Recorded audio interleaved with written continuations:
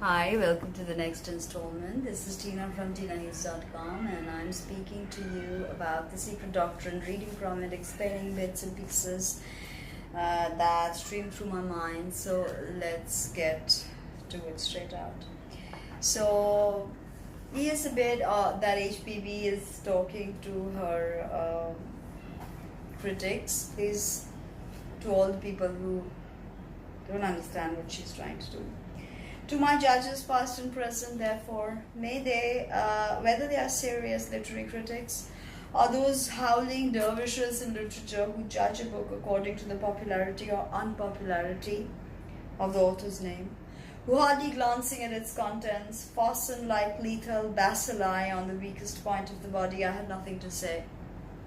Nor shall I condescend to notice those crack-brained slanderers, fortunately very few in number, who, hoping to attract public attention by throwing discredit on every writer whose name is better known than their own, foam and bark at their very shadows. These having first maintained for years that the doctrines taught in the Theosophist, and which culminated in esoteric Buddhism, has been invented by the present writer, have finally turned around and denounced Isis Unveiled and the rest as plagiarism from Eliphas Levi, Paracelsus, and Mirabile Dictu, Buddhism and Brahmanism. As well, charge Renan with having stolen his Jesus from the Gospels and Max Muller's Sacred Books of the East, or his chips from the philosophies of the Brahmanas and Gautama, the Buddha. But to the public in general and the readers of the secret doctrine, I may repeat what I have stated all along, and which I now clothe in the words of Montaigne. Gentlemen, I have here made only a nosegay of culled flowers, and have brought nothing of my own, but the string that ties them. Pull the string to pieces and cut it up in shreds, if you will. As for the nosegay of facts, you will never be able to make away with these. You can only ignore them and no more. We may close with a parting note concerning this volume. In introductory prefacing a part dealing chiefly with cosmogony, certain subjects brought forward might be deemed out of place.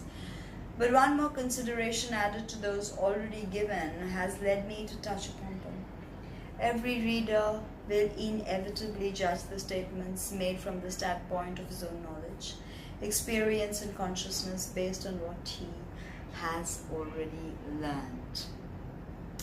This fact the writer is constantly obliged to bear in mind, hence also the frequent references in this first volume to matters which, properly speaking, belong to the latter part of the work, but which could not be passed by in silence, lest the reader should look down on this work as a fairy tale, indeed a fiction of some modern brain.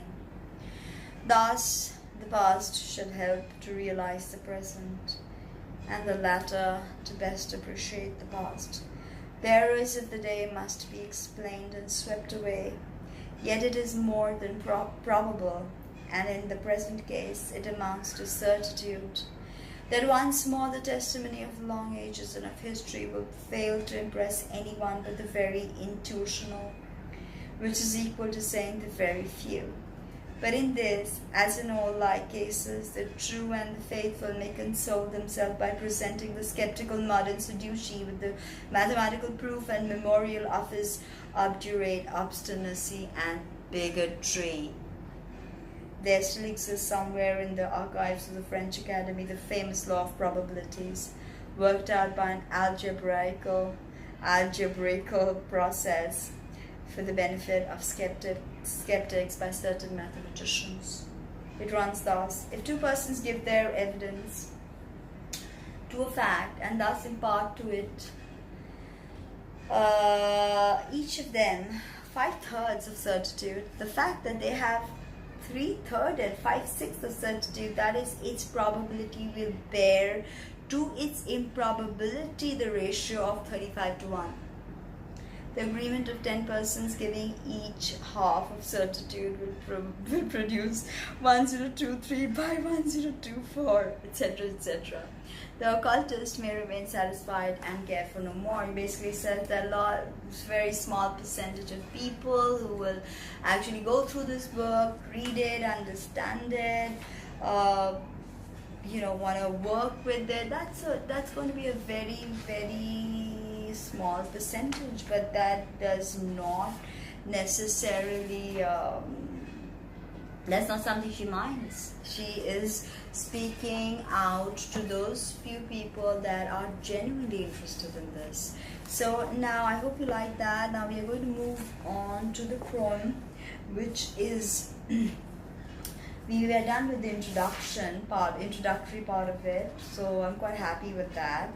And now we're going to jump to the poem, and then after that we will straight out go to the stanzas. So for the stanzas, I'm going to read them out in a separate one video, which is the stanzas, and then I'm going to read each stanza and explain that stanza. Read and explain that stanza. So that's how it's going to move.